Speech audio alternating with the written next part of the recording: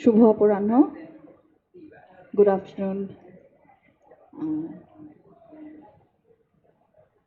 আমরা আমাদের ইউপিএল এর কার্যালয়ে আজকে যে বইটি নিয়ে আলোচনা করব, misreading the Bengal delta, climate change development and livelihoods in coastal Bangladesh. এই আলোচনায় আপনাদের যারা আমাদের এখানে আজকে উপস্থিত হয়েছেন তাদের সকলকে আমন্ত্রণ জানাচ্ছি, স্বাগত জানাচ্ছি। We welcome you all to our UPL office premises for this discussion today, and a warm welcome to the author, Camelia Dewan. It's really good to have you with us today. This book you're publishing for the South Asian market in collaboration with University of Washington Press, who brought out the book earlier this year. And it's a pleasure to be able to also present the book for the Bangladesh and the South Asian readers. আমরা বিভিন্ন সময়ে আমাদের বিভিন্ন scholar, যারা Bangladeshi scholar বিদেশে বই publish করছেন বিভিন্ন প্রকাশকের সঙ্গে, আমরা সেই বইগুলো বাংলাদেশে যেগুলোর বিশেষ গুরুত্ব আছে সেগুলো আমরা বাংলাদেশে প্রকাশ করার চেষ্টা করি। এবং এই বইটির একটি আলাদা রকমের গুরুত্ব আমাদের কাছে আছে, কারণ আমরা বহু বছর ধরে ইউপিএল হিউ ব্র্যামার ওনার 10টা বই আমরা ইউপিএল থেকে পাবলিশ করেছি, এবং সেই সবগুলো বই ক্লাইমেট চেঞ্জ, জিওগ্রাফি, এই বিষয়গুলো নিয়ে বাংলাদেশের উপর উনি সারা জীবন কাজ করেছেন। তিনি এফএওতে কর্মরত ছিলেন বাংলাদেশে লম্বা সময়, এবং তারপর থেকে তিনি ওনার জীবনের শেষ দিন পর্যন্ত, উনি 94 বছর বয়সে 2 বছর আগে মারা গেছেন। তো এত বছর তিনি বাংলাদেশের উপর, বাংলাদেশের ভূপ্রকৃতি এবং ক্লাইমেট চেঞ্জের উপর গবেষণা করেছেন। তো তিনি যে বিষয়গুলো বলতে চেয়েছিলেন সেগুলো অনেক ক্ষেত্রেই চ্যালেঞ্জ হয়েছিল বিভিন্ন ফোরামে। উনি দেখতেন যে অনেক সময় ক্লাইমেট চেঞ্জের বিষয়ে যে কথাগুলো বলা হচ্ছে বিভিন্ন একাডেমিক অথবা বিভিন্ন ডেভেলপমেন্ট ফোরামে যে কথাগুলো বলা হচ্ছে সেগুলো অনেক ক্ষেত্রেই খুব বিজ্ঞান নির্ভর নয়, অথবা এভিডেন্স বেসড কথাগুলো বলা হচ্ছে না, এবং এক ধরনের একটা ভীতি তৈরি করা যে বাংলাদেশ ডুবে যাচ্ছে, এবং এটার ফলে বাংলাদেশের একটা মোটামুটি একটা ক্লাইমেট চেঞ্জ কেন্দ্রিক একটা হয়তো বাণিজ্যও তৈরি হয়েছে। তো এই ন্যারেটিভটার বিপরীতে হিউ ব্রামার বহুদিন ধরেই তার জায়গা থেকে তিনি সংগ্রাম করে গেছেন, যে এভিডেন্স বেসড জায়গা থেকে উনি এস্টাবলিশ করার চেষ্টা করেছেন যে মানে কী কী কারণে আসলে বাংলাদেশ ডুবে যাবে না।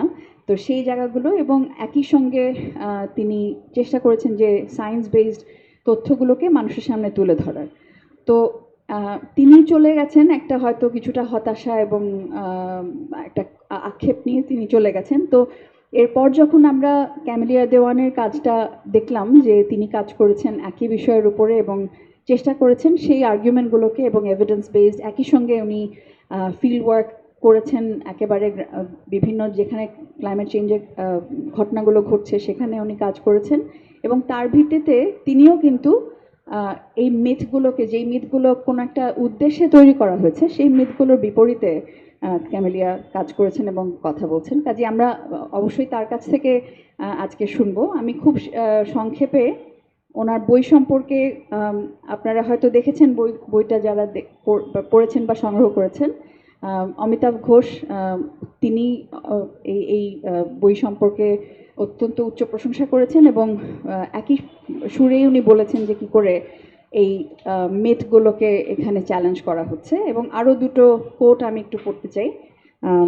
অ্যানা সিং, যিনি field guide to the patchy Anthropocene, the new nature এর co-author, তিনি বলেছেন, "This important book crashes through the pieties of climate change discourses to show how colonial and profit-making infrastructure causes disastrous flooding and the salinization of agricultural soil. Insightful and carefully researched, Misreading the Bengal Delta is a major contribution to the emerging field of political geomorphology." এবং একই সঙ্গে আমরা আরেকজন author, Sunil Amrit, author of Unruly Waters, How Rains, Rivers, Coasts and Seas Have Shaped Asia's History, তিনি বলছেন মিসরিডিং delta সম্পর্কে, Finding echoes across the global south, Dewan's brilliant, urgent book shows us what we miss when we treat climate change as a problem in isolation.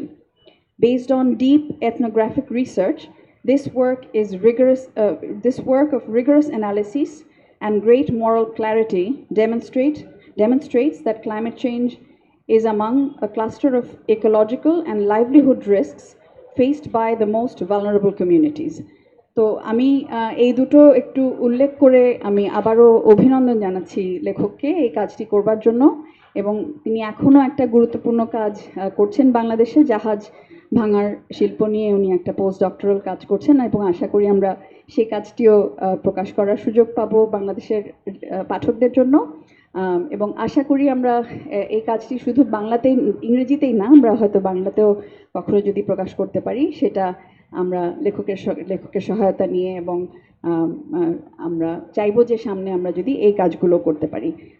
তো লেখকের পরিচয় আমার মনে হয় আর খুব বেশি দেওয়ার প্রয়োজন নেই। আপনারা যারা এখানে উপস্থিত আছেন তারা তো আশা করি বইটি সংগ্রহ করবেন বা দেখবেন।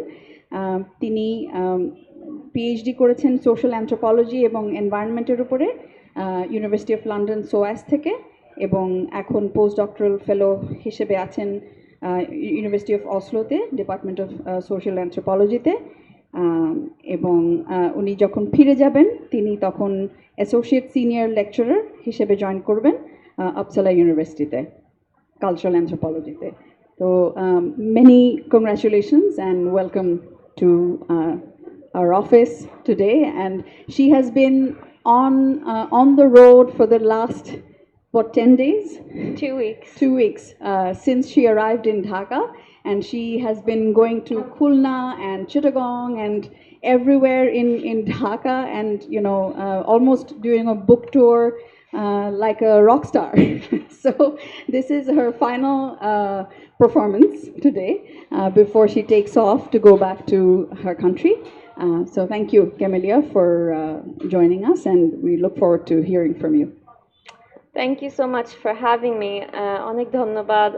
আমি সরি, আমার বাংলা একটু ভাঙা ভাঙা, তো শিক্ষকের বাংলা তেমন শুদ্ধ বাংলা আমি তাই বলতে পারি না, তো আমি একটু বেশি ইংলিশই বলবো, কিন্তু আলোচনার পরেরটা বাংলাতেই করা যাবে। But I'm super excited and so honored. Thank you for organizing this event and for publishing my book. It's been a dream of mine for a long time to publish a future book with UPL, because so many of the books that have shaped my thinking have been published through you, and especially thanks to Hugh Brammer. He and I met at the British Library several times, and he helped me doing archival research, and we had so many great conversations, and we'd be in touch over emails. He'd even forward me things and discuss things over emails. So I was really saddened I couldn't give him a physical copy of my book in person. So I hope to continue his legacy in a way, because it is important to talk about siltation and embankments in Bangladesh. So maybe I should just start. Okay. So in the autumn of 2011, I was finishing 12 months of qualitative research on an internationally funded water governance project in Bangladesh's coastal zone. And as you'll notice in the book, I've anonymized most of the organizations and places. In any case, my field trips drew my attention to several urgent problems that our rural interlocutors had raised, from saline tiger prawn cultivation, Bagda chingri chash, and how it weakened flood protection embankments, berry buds, and destroyed the soils.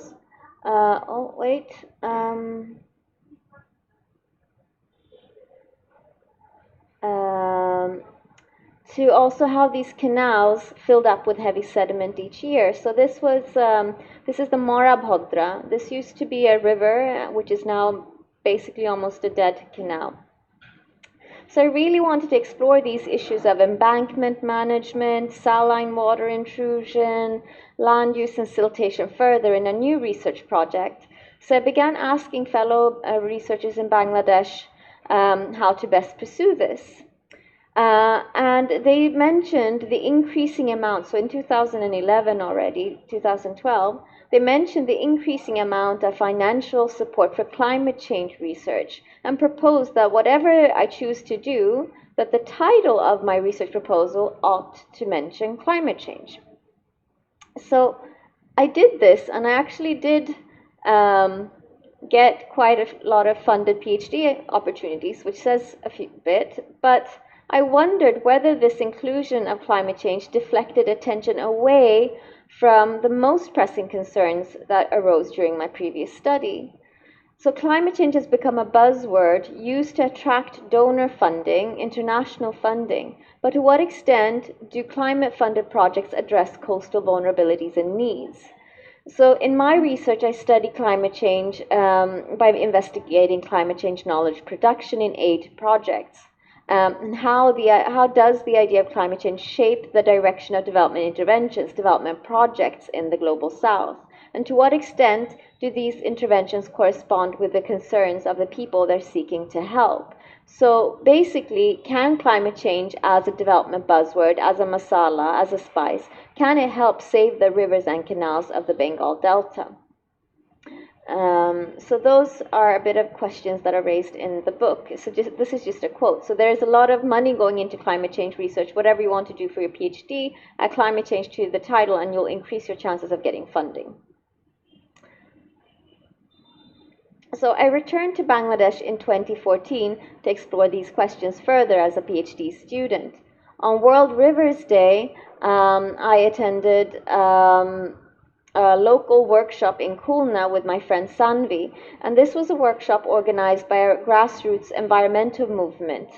And the event was at the basement of a concrete building. The parking lot, instead of cars, was filled with rows of plastic chairs facing a table with a large poster with the words "Save Our Rivers" in Bangla hanging above it.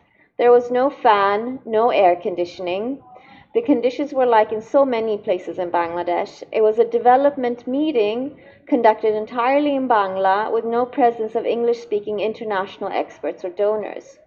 One of the participants, Mr. Shahid, said, "Climate change shopche darun mashallah. Climate change is the most amazing spice. Add climate change, poverty, alleviation, and gender, and you will have a recipe for success for your development project. But will this recipe help save the river?"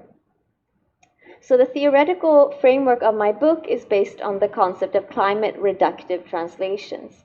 So climate reductionism, a term coined by the geographer Mike Hume, it refers to the increasing tendency to attribute all changes in environment and society to climate. So the policy theory in Bangladeshi climate change projects tend to be climate reductive. The country will drown due to rising sea levels caused by global warming. And I think that was a critique that Hume was making. So with the concept of climate reductive translations, I'm trying to show how different developmental actors, Bangladeshi, international ones, government authorities, different types of NGOs, different types of donors, how they come together to use climate change as a masala to link their particular project, their intervention, to the policy theory of climate change. So by climate reductive translations, I'm trying to then also show the radically different ways adaptation can take shape in Bangladesh. There's not just one bad way, right? It can actually be used for things that can be locally beneficial, which I'll get to. So the first 2 chapters of my book focuses on climate reductive translations of floods, or the history of flood protection embankments. They critically interrogate climate reductive translations of floodings where floods in Bangladesh are portrayed as solely caused by climate change and global warming. The narrative that floods result in climate refugees, as you can see in this Huffington Post image, such a narrative or myth ignores the fact that there are 3 types of floods in Bangladesh: Borsha, annual monsoon floods; Bonna, irregular destructive floods in the wake of cyclones, tidal surges, and storms; and Jolabodho. So this image of a climate refugee taken by the photographer Probal Rashid is a typical image of Jolabodho during the monsoon, when water is unable to drain out through an embankment and back into the river, which is known as waterlogging or drainage congestion. This is caused by the construction of flood protection embankments that prevent the beneficial monsoon, the Bosha rainwater, from flooding wetlands. So this is a bit complicated, and here you have an image of a polder.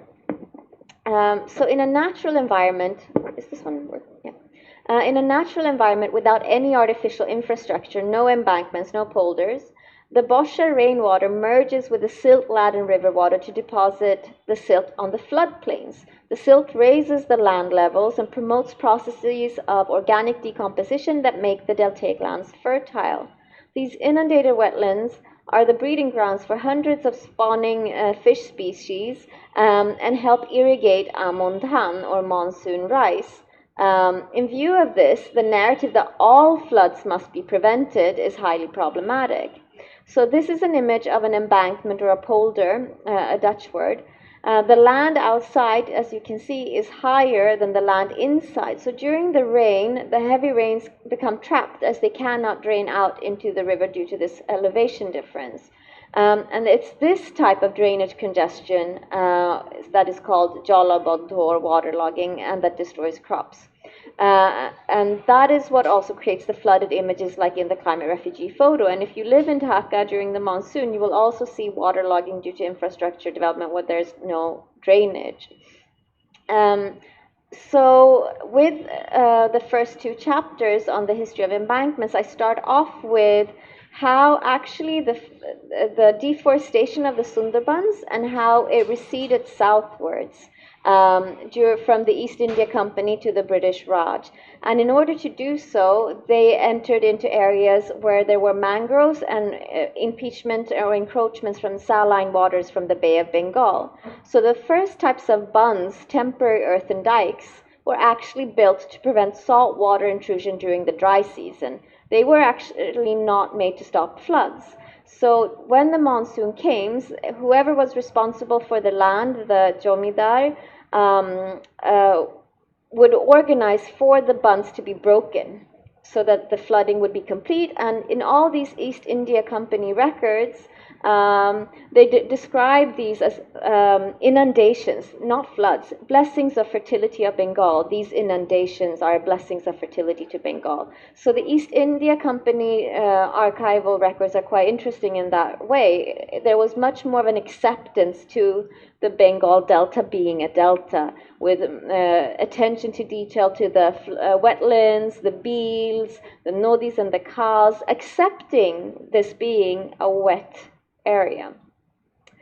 And then we come to the British Raj, and I discuss more about how centralized government wanted to take over and also build permanent embankments. And this kind of took off after the 1857 Indian rebellion, but there is a more politically correct word now. Or no, it was the mutiny. The British called it the mutiny, yeah. And how, and Iftikhar Iqbal writes about the embanking for railways in the southeast.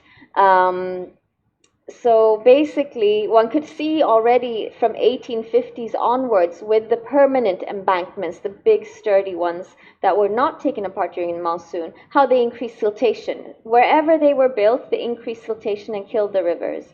And also increased malaria because of the waterlogging.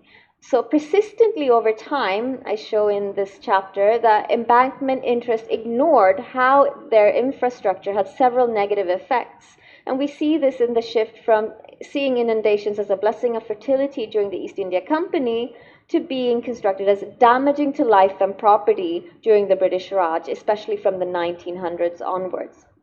And post-partition in 1947, due to lack of time, I won't go into detail about the lack of the irrigation officer and the partition movements and zamindars, but it's quite interesting, I think. But anyways, due to this gap after partition, foreign donors pushed for concrete embankments to the Pakistan government at the time when Bangladesh was East Pakistan. So embankments were a form of technical assistance during the Cold War period, right? So they pushed for the coastal embankment project, and then again in the 1990s, donors suggested Bangladesh implement the flood action plan. But due to the experience of these embankments, Bangladeshi civil society came together, protested, and managed to stop the plan, which is really exciting reading as well. So it's quite notable that this very same infrastructure today, an embankment, is recast and portrayed as climate adaptation infrastructure, with little to no protest and more embankments being built in the name of climate change. So here's a map of the coastal embankment projects, or the embanked parts of the southwest coastal zone. So that was funded by USAID, the World Bank, and the UN with the aid of Dutch consultants. And similar embankments were proposed in the 1990s in the Flood Action Plan, and now they're proposed as climate adaptation infrastructure. The main thing here is that areas in southwest Bangladesh that have been enclosed by the embankments have lost 1 to 1.5 meters of elevation, while the neighboring unembanked Sundarbans, as you can see there, they're actually gaining elevation due to the sediment, the silt deposited through monsoon Borsha floods. So natural scientists conclude that riverbed sedimentation in Bangladesh caused by the embankments pose a greater threat of coastal flooding than predicted sea level rise in the future.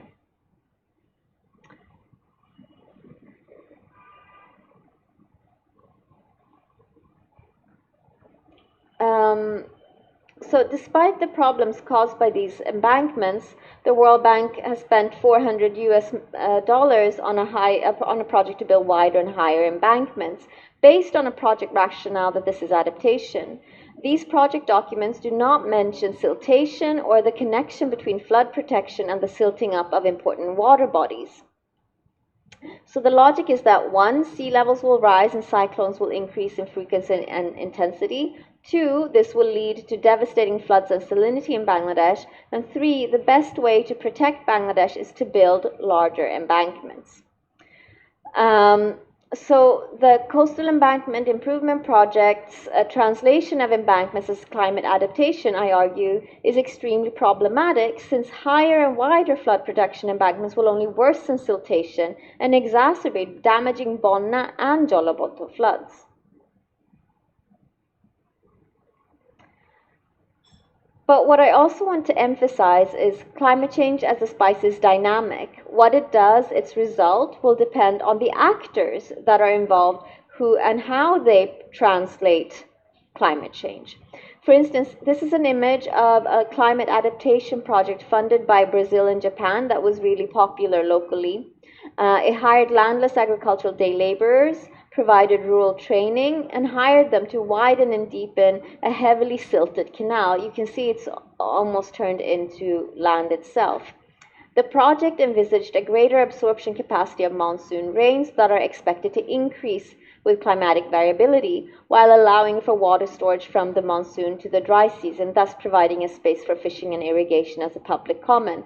And I think this attention to the health of water bodies is critical for Bangladesh to address irregular precipitation and extreme weather events in the future. Also, scarcity of safe, accessible, and drinkable water was a widespread and pressing problem in my field site, which also suffered from high levels of arsenic, salinity, and iron in its groundwater. So I met a different NGO that admitted that they use climate change as a spice, but that they had to do it because otherwise there would be no funding for them to continue this important work. So in this sense, what the NGO was equipped to do matched the needs of the people that they seek to help with this climate change money. Most of the people I interviewed or did my work with, they worried about the lack of safe drinking water, as many household ponds, domestic ponds, were silting up and tube wells were going dry or found to contain arsenic. So what I briefly touched on is the first part of my book, the history of flood protection embankments, as well as how I theorize development brokerage and climate projects. And in the second part of the book, I look at brackish shrimp aquaculture, bagda chingri, as adaptation, and how this fails to take into account the purposeful salinization of the soil that can be reversed. So the southern part of my field site had a grassroots movement to stop shrimp cultivation, and this is how the soil is completely cracked of salt water before they started cultivation. the northern site where I did my fieldwork had a movement, an Andolon, that succeeded, and now they have green vegetation and fallow lands that cows can graze on, so fodder is free. Um, just to explain these images. And in the fourth chapter, I look at the history of agriculture and environmental change in the wake of the Green Revolution and the introduction of high-yielding varieties and agrochemicals, which are still by some donors today cast as adaptation to help ensure food security. So I critique these ideas of Bangladesh as a starving Malthusia by also looking at colonial histories of famine under British rule. So another thing, so this is an experimental chapter that has had less attention, but it's also kind of where I went into my emerging interest in multi-species ethnography to explore the Emic or the Bengali concept of Shakti, and how it was used in these rural areas. And I discuss how a climate reductive translation of intensive agriculture as adaptation is unsustainable as it contributes to biodiversity loss and long-term soil acidification. Wrapping up soon. So the last chapter of the book highlights the risks of climate reductive translations of development, excluding local livelihood concerns of what constitutes coastal vulnerabilities. I discuss how microcredit is a symptom of a wider issue of structural violence. Can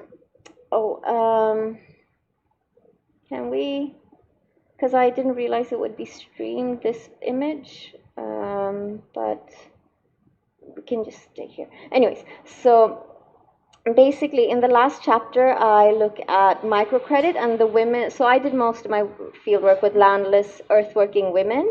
I try to understand holistically what their livelihood concerns were, and it got me into the issues of high out-of-pocket expenditure for education, for healthcare, for ghoosh, bribes for work, and also for marriage costs, and how marriage has become a business. And for them, coastal vulnerabilities is extremely tied into these socioeconomic issues, and also that of child marriage is still prevalent, and violence. Domestic violence and husbands abandoning was such rampant social problems, yet it has nothing to do with climate adaptation.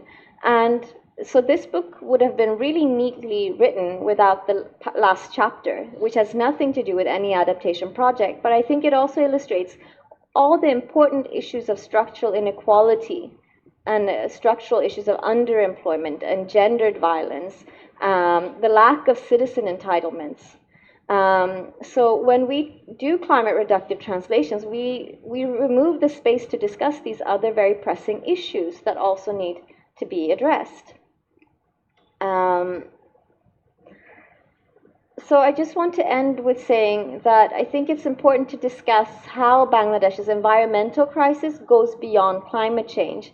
So I've tried to illustrate the different ways some development interventions are based on mistaken causal explanations, such as misreading floods, sea level rise, food insecurity, and what constitutes coastal vulnerabilities.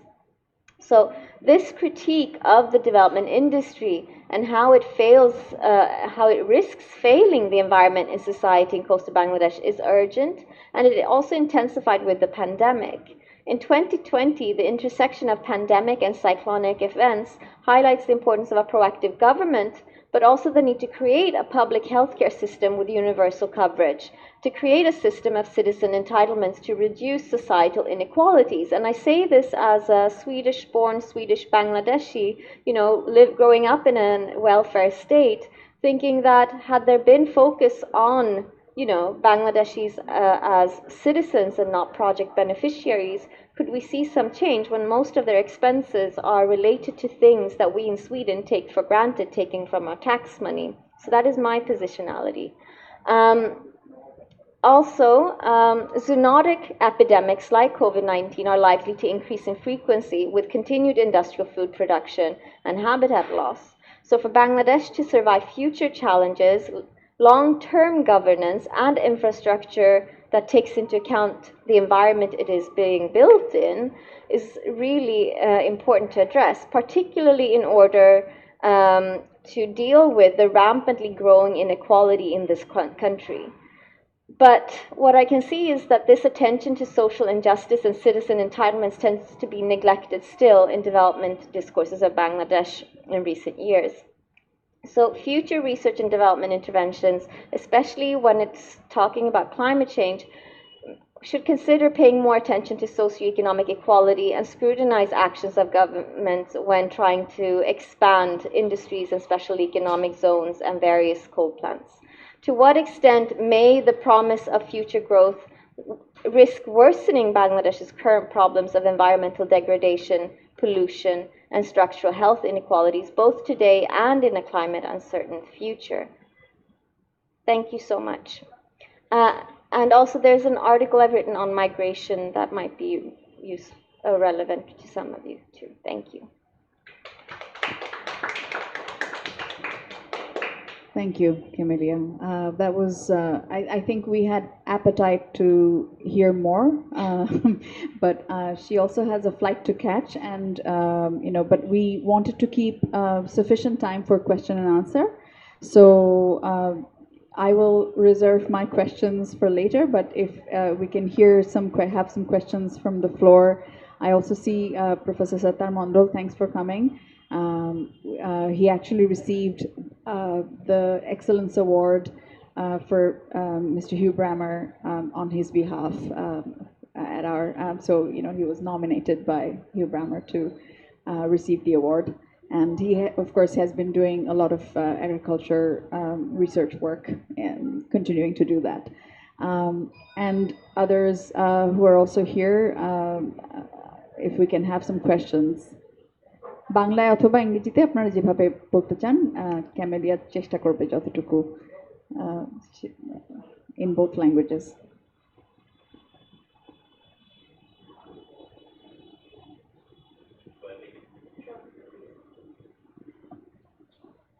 Yeah, thank you very much, Camelia. It's very nice to see you after quite a number of years. We probably met at the FAO office where I was working, and you came for field work, some orientation and discussion. It is very nice to see the book coming. I have not seen the book really, the printed copy, or not read it yet really. But I'm just trying to raise some of the issues you may have dealt with it or may not really. Oh, by the way, at the moment I'm working on a research project to understand the agrarian change in Bangladesh in collaboration with Bath University, Jeffrey Wood, and based on our research paper published in 2022 in Review of Agrarian Studies. That's on rentier-contractor hypothesis or something. The point I'm trying to understand that this embankment, it's a physical structure, first of all.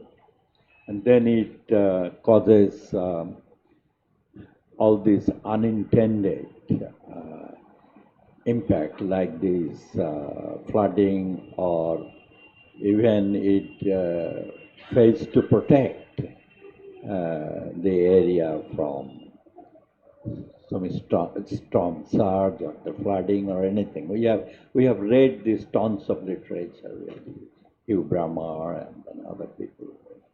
But what I was trying to look at, that when you have a massive structure like this, you have many new actors coming in to interplay, really.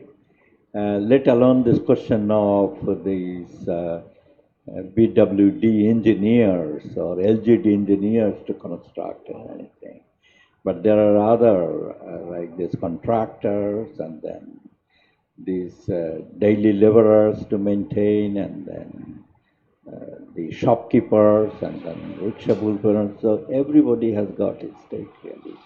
So I wonder if you have dealt with in any of the chapter, probably in your chapter on agriculture or this social inequality or anything, about this relationship between these new actors, really, number one. And number two, is there any evidence that you have seen about who loses and who gains from this structure, which can be used as an explanation to this inequality which economists calculate by the quantitative measurement, really. I think I stop here, really, and thank you.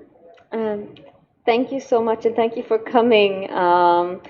It's been a long time. We met during, I think, both the time I was working on my first water governance project and also during my fieldwork. So great to see you.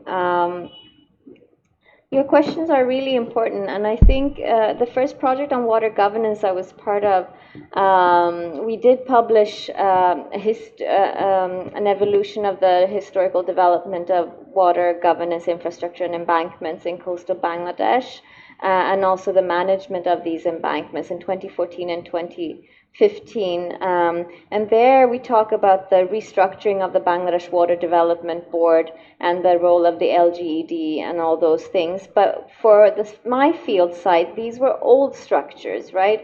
So they were not new in the sense of like a new embankment being built.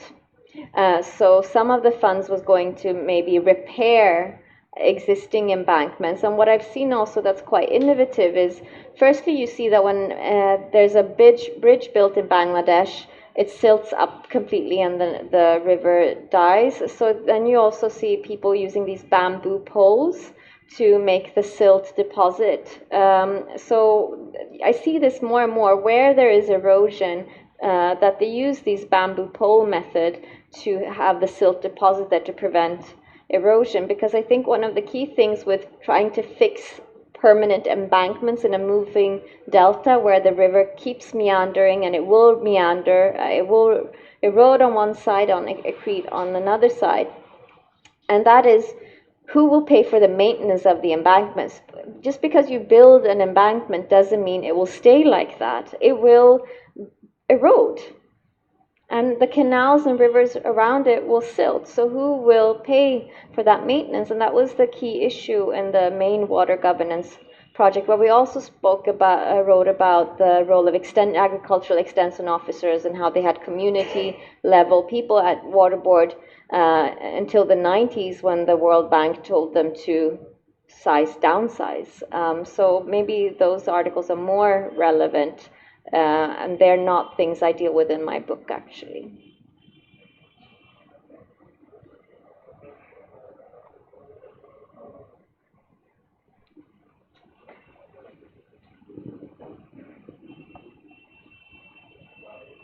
আমি বাংলায় প্রশ্ন করছি, আশা করি বুঝতে পারবেন। আপনার বইটা এখনো পড়া হয়নি, নিশ্চয় পড়লে আমার প্রশ্নগুলোর উত্তর হয়তো সেখানে পাবো। এখনই জানার জন্য দুটো ছোট প্রশ্ন করছি। একটা হচ্ছে যে আপনি দেখালেন সুন্দরবনে যেখানে বাঁধ নেই সেখানে জায়গাটা উঁচু হয়েছে, মানে সিলটেশন হয়েছে, নতুন ভূমি গঠন হয়েছে, আর যেখানে বাঁধ দেওয়া সেই জায়গাগুলো আসলে ক্রমাগত ডেবে যাচ্ছে, যেখানে বাংলাদেশে যেহেতু একটা পলির ডেবে যাওয়ার প্রবণতা আছে।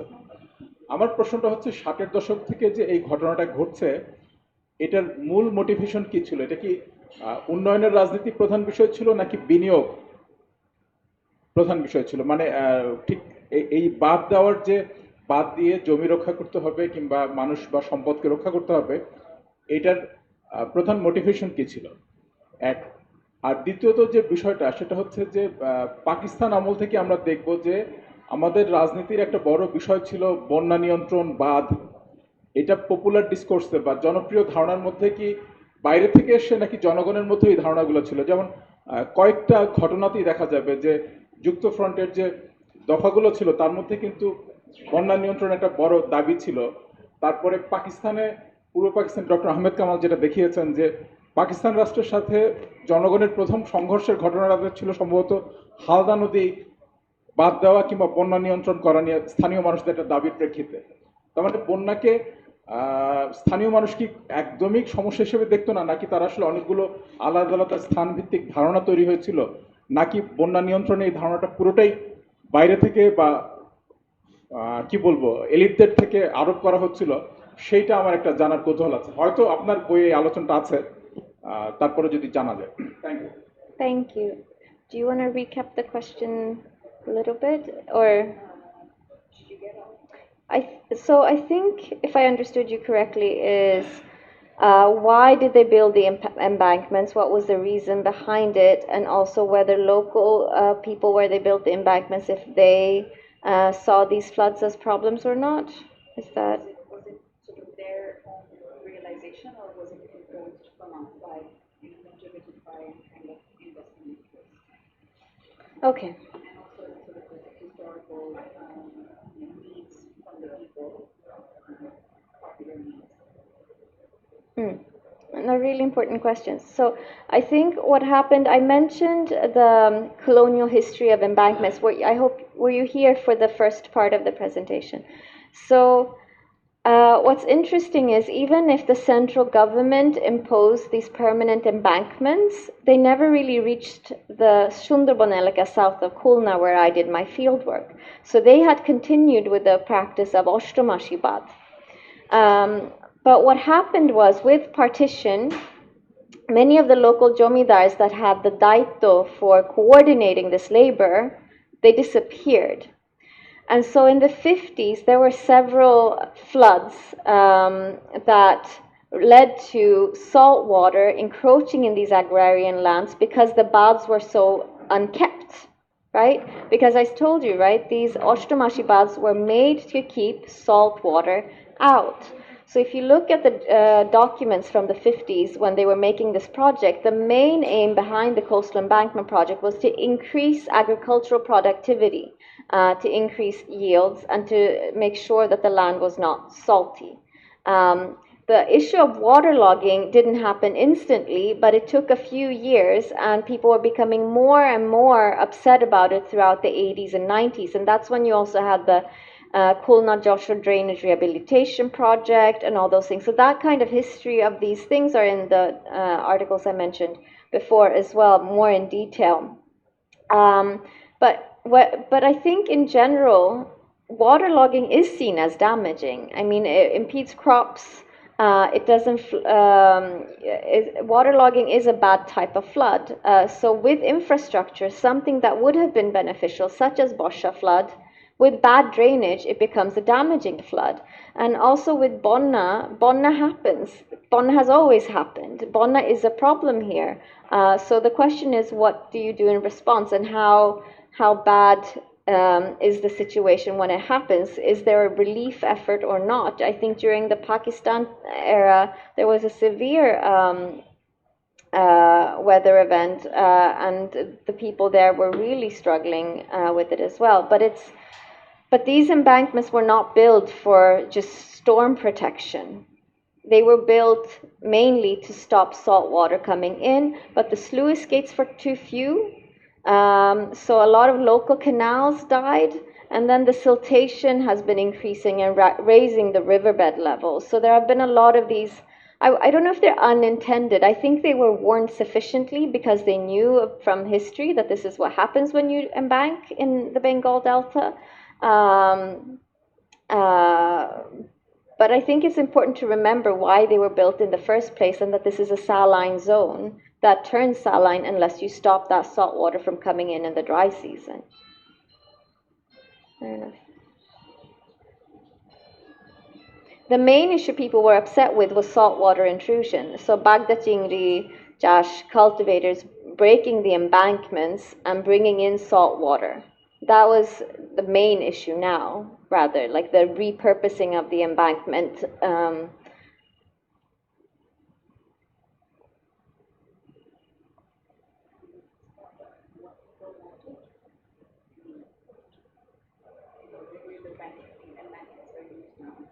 So the thing is, no one wants to get rid of embankments now. They've been there for several decades. They're used as roads. You can't get rid of the existing embankments. So there are different projects looking into tidal river management, silt management, how to deal with the sediment-deprived floodplains.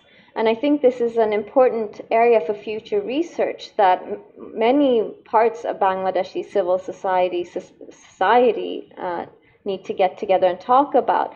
But if you say everything is because of climate change and Bangladesh is drowning in rising sea levels, how do you talk about siltation?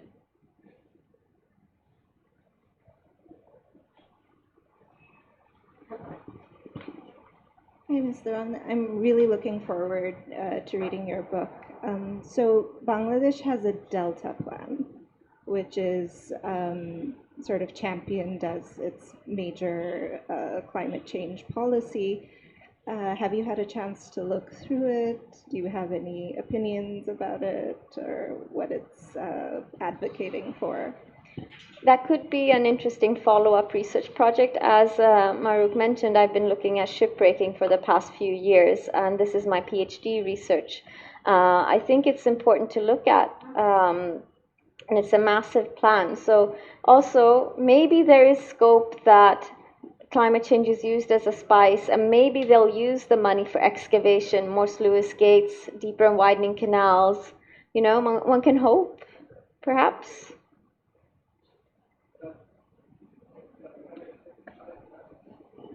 I have two or three disjointed questions. The first one is, did you notice or survey the Haur area? No, you don't have any idea. All right. There are so many embankments in different ways in Haur area, and there is a lot of change we have seen in the last few years in flooding. The other is, I'm curious to know, how did you do your ethnographic research? I think you did it here. How do you do it? Your research method. How did you collect data? And the other is, through this ethnographic research, I think you have understood the mindset of our local people. Who are affected, who are being affected by flood. How do they see this kind of embankments? Do they realize that this can be disastrous for their own lives? These three questions. Thank you so much. I'll start with the first one. I was really happy I was able to go back to my field site and give them copies of my book, although they do want the Bengali version. But one of them is an 88-year-old now. He's 80 in the book, and I named him Sadhu Kaka there. And he was talking about his childhood and how, they went everywhere with boat, and how they had Oshtomashi Bad and the changes that came with embankment. So a lot of these are oral histories from elders. So that takes us back to also your question about methodology. So I've done multi-sited ethnographic fieldwork. So I was in Bangladesh from August 2014 to July, or was it July? Well, 2014, 2015, a year, 12 months. And I did multi-sited fieldwork, interviewing professionals in Dhaka and also in Khulna city, as well as in my field site in an embanked floodplain south of Khulna city. And there, I was recommended by people I knew to stay at an NGO guest house when I was in the rural areas. So I did that, and one of my former colleagues introduced me to a motorcycle driver, a local one. So he was the one that became my field assistant. He was a farmer. He had done Bagda Chingri Chash, but as part of the Andolan had stopped. And so he took me to all these different villages, and I would stay in one village at a time. And people are extremely friendly and warm in Bangladesh. You cannot do this type of research in Scandinavia, I think. I was fed very well, mati chula ranna and all that. It was fantastic. But I was younger then. The motorcycle ride is not for me anymore. I don't think I can do that type of field work in my current state. So yeah, I went around with fieldwork. I was known as the woman in the red motorcycle helmet, riding on a bike, or behind on a bike. And what I ended up also doing was meeting these earthworking women while they were doing work, and I introduced myself. And I asked if I could join them sometimes after lunch when they were finished, and we would talk. And then, the relations build up, and they invited me home on Fridays on their day off, and then I got to know them. So this is why Chapter 5 means a lot to me, because these are the main social issues that emerge that are their problems. So if I don't lift their main issues to people that got 3,000 DACA a month on these donor-funded projects, for doing very hard manual labor in the scorching sun, I mean, who will?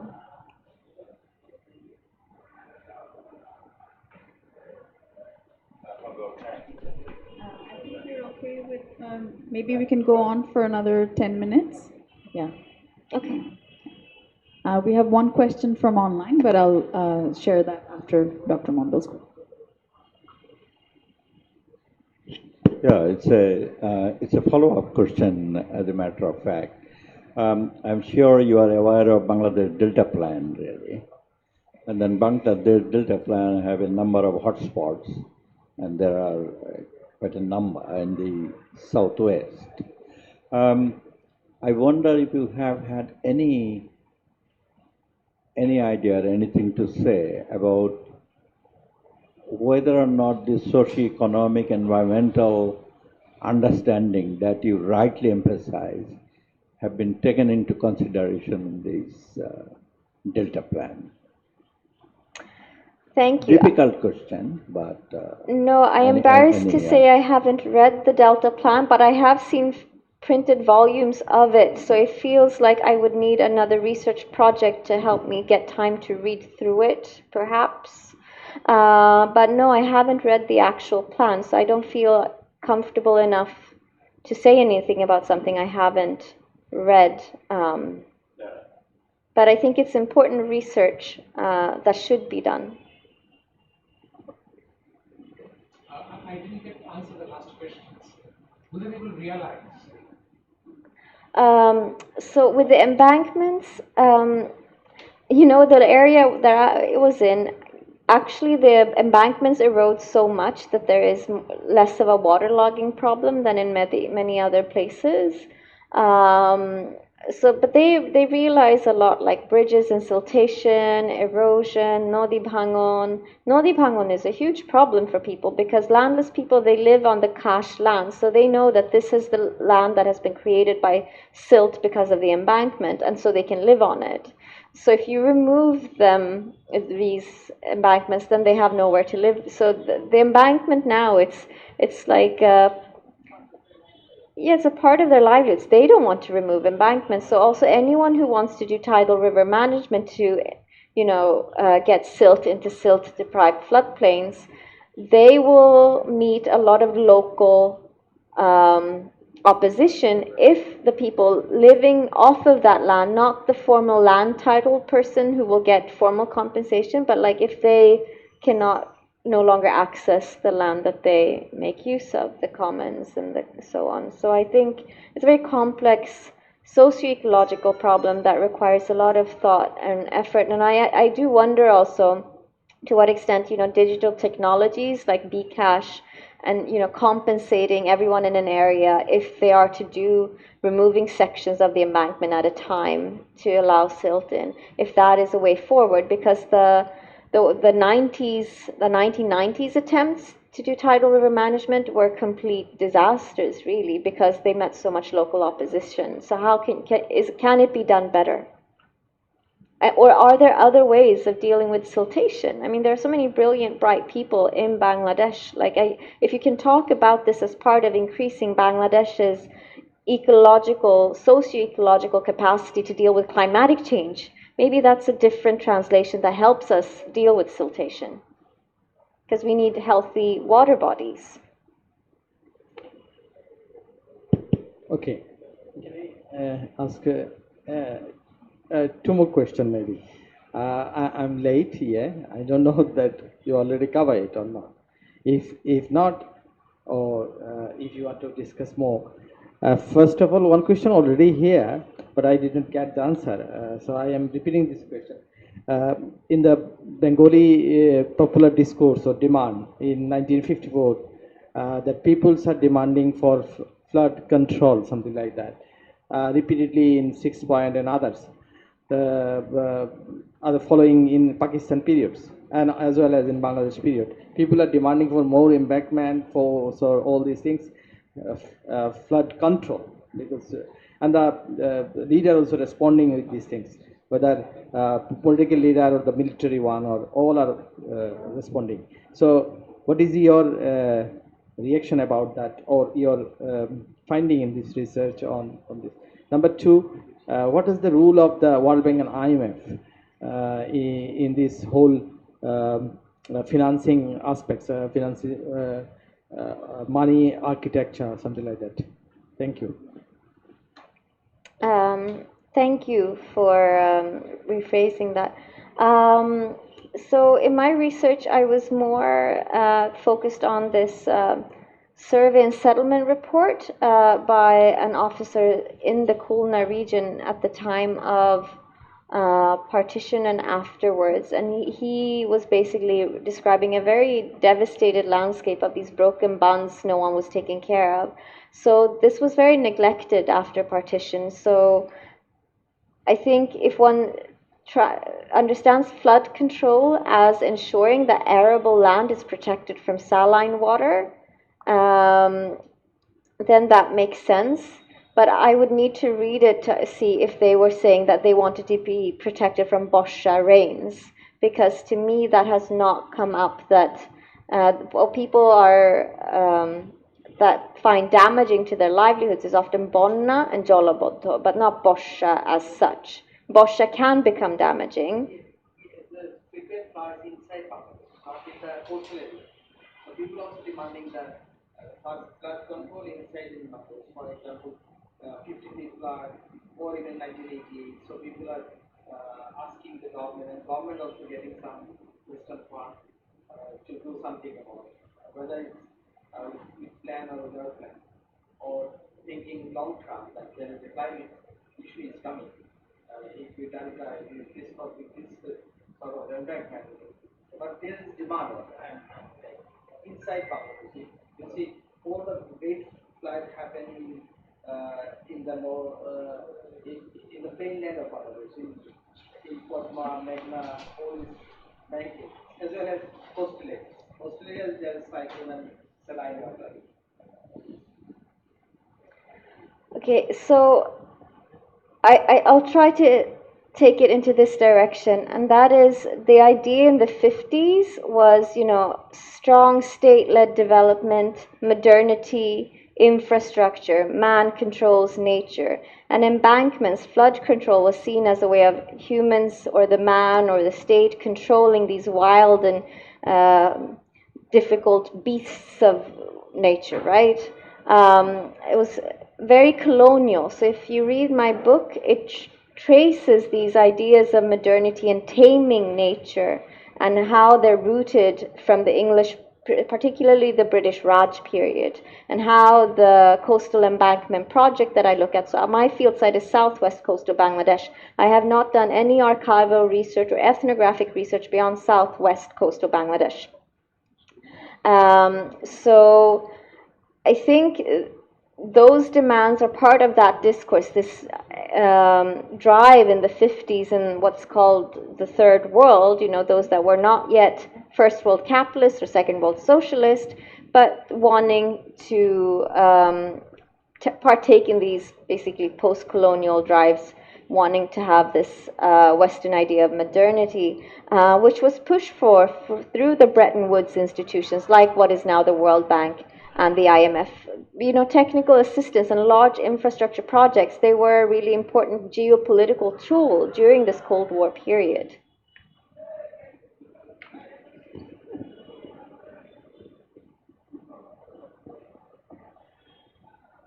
There's one question from the live stream from Dr. Hassan Ashraf, who's an anthropologist. And he asks if you could please reflect on transboundary river issues and its long-term consequences in your fieldwork area, and especially the role of establishing Farka barrage. Important questions. And so I have focused on siltation through embankments in my research, but Farakka Barrage is obviously an important infrastructure in the sense of reducing freshwater inflow into Bangladesh, which is also a major contribution to siltation. But I still argue it's not the only contribution to siltation. These are very complex in how they interact.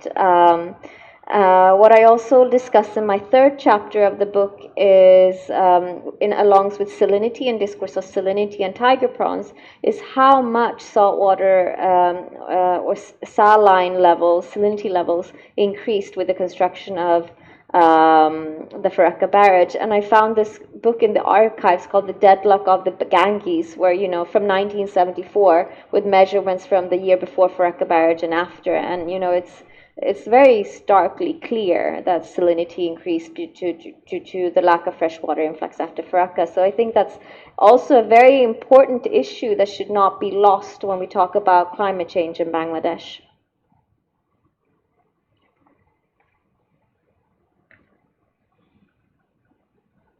Thank you. Are there other questions?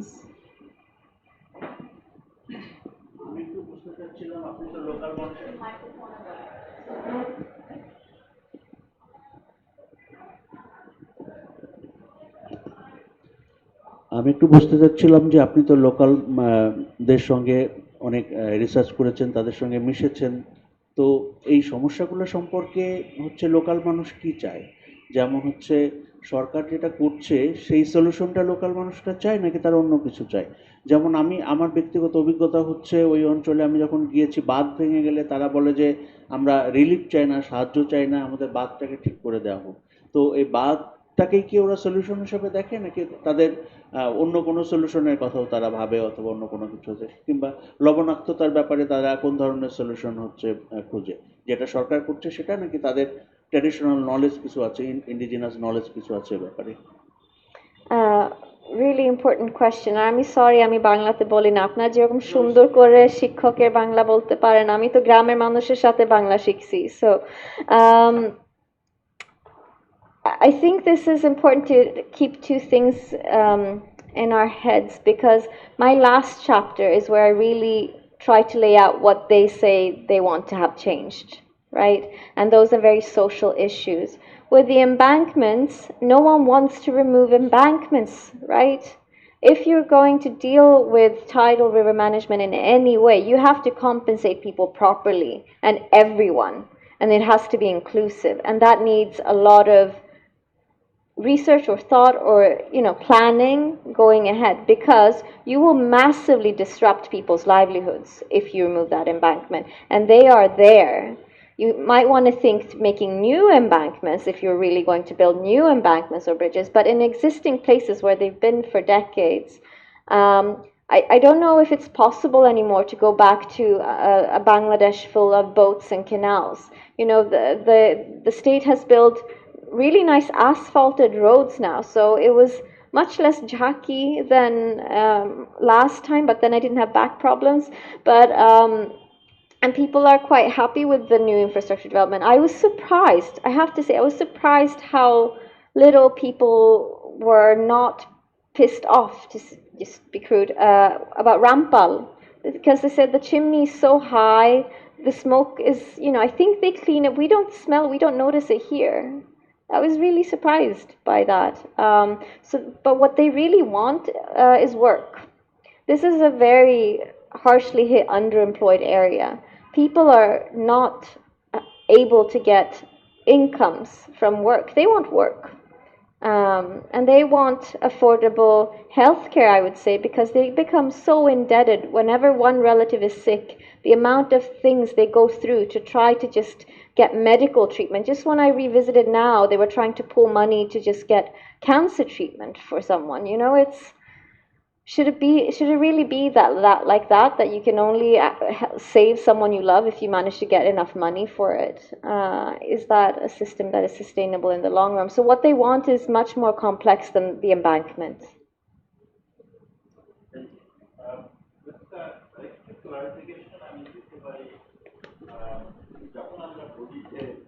ওখানকার লোকেরা কি চায় বা তারা কি চায়, এই তারা বা লোকেরা কারা এটাকে একটা বোঝার ব্যাপার আছে, আমরা কাদের কথা বলছি। আমার নিজের অভিজ্ঞতা হলো যে খুব ব্রডলি যদি বলি যে যাদের জমি জমা আবাদ করে, একটু বেশি জমি আছে, তারা এই বাঁধটাকে চায়, কেন এটা একটা প্রোটেকশন দিচ্ছে তাদের একটা ধান একটা মাত্র ফসল এটা করবার জন্য। যদি ল্যান্ডলেস লেবারার বয়েজ লেবারার বলেন, তারাও চায়, বিকজ এটা তাদেরকে যথেষ্ট কাজের সুযোগ করছে, অ্যাটলিস্ট রিক্সা, ভ্যান ড্রাইভিং ইত্যাদি ওগুলো। And then for that matter rural mechanic services, shopkeeping এটার একটা সুযোগ করে দিচ্ছে। বাট এই তারার মধ্যে যদি চিংড়ি ঘের মালিক বা ইত্যাদি তারা আছে, তারা পুরোটা সবসময় ওভাবে চাই, হ্যাঁ চাই, কিন্তু আবার চাই না, বিকজ সল্ট ওয়াটার তাদেরকে আবার ভিতরে নিতে হবে, কাজে মাঝে মাঝে আবার কাটবারও একটা প্রবণতা তাদের। কাজে আমাদের সবসময় যদি স্টাডিতে বুঝতে হয় তারা কারা, এটার জন্য পিন পয়েন্ট করি আর কি। ধন্যবাদ। Excellent point, and I think that comes out clearest in chapter 3. I did also a household survey. So what I did was one of the women from one of the or several. So I hired some of the women from the earth working groups to be my field assistant to go around their villages to do jori, jori. Sorry.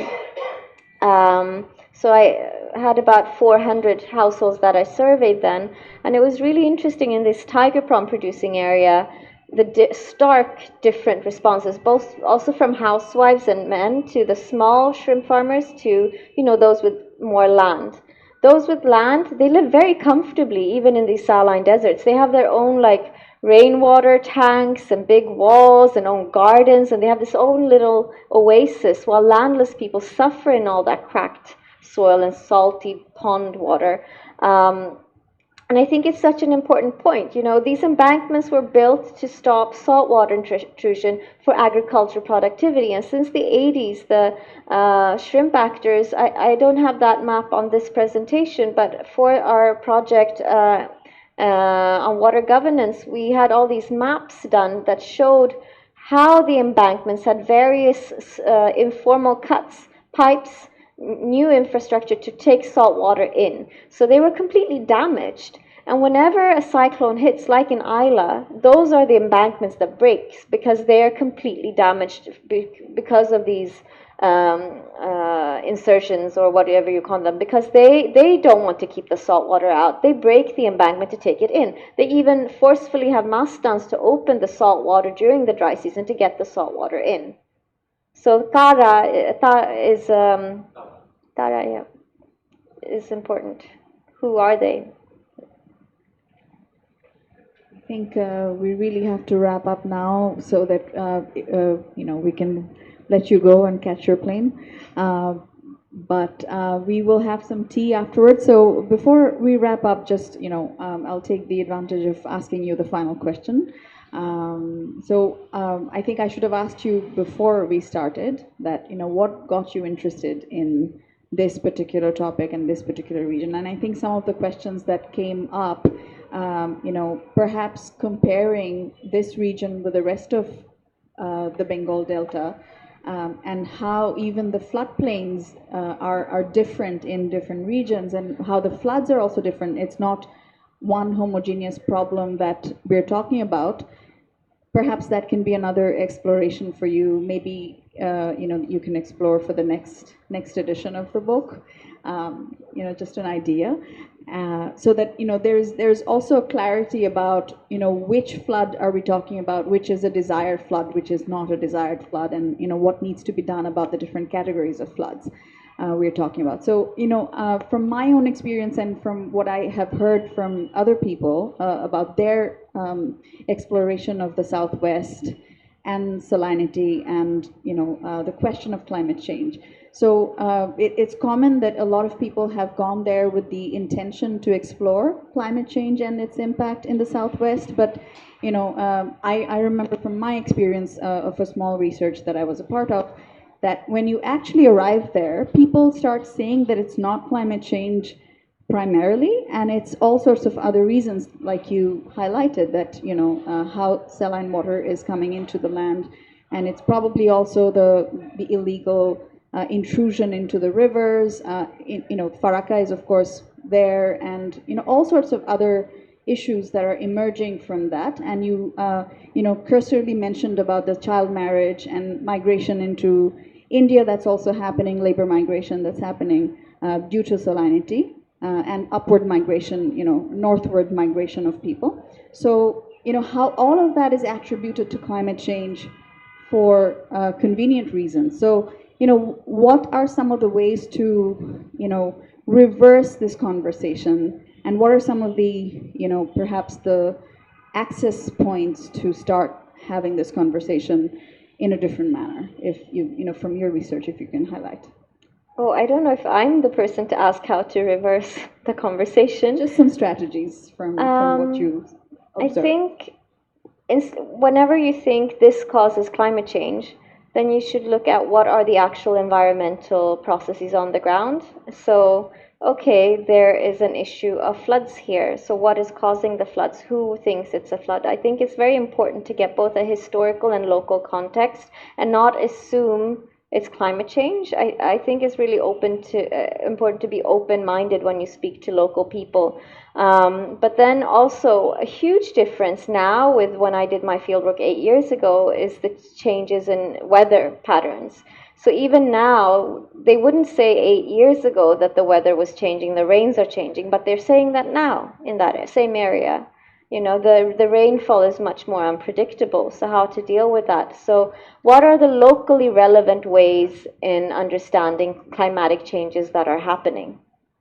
I mean, we've already had an earthquake in Morocco, and then we have the floods in Libya. I mean, it's happening so much, so intensely. We had just forest fires in all of Europe. I mean, we're in a very extreme events moment where it's even more important to talk about real environmental causations in order to be able to cope with the many risks and compounding risks ahead, I think.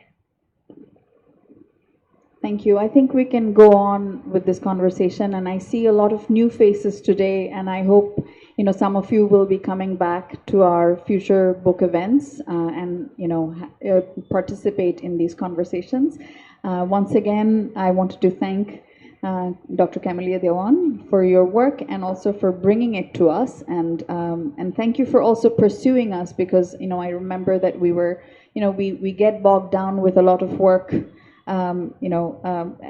as we do, and you really pushed it, and that really helped us to do it within the time that we planned and have you here for this conversation and others. So until next time, Camelia, thank you. Thank you so much. Can we take this advantage to give a tribute to our good friend Hugh Graham, who sold us many of his books. Thank you.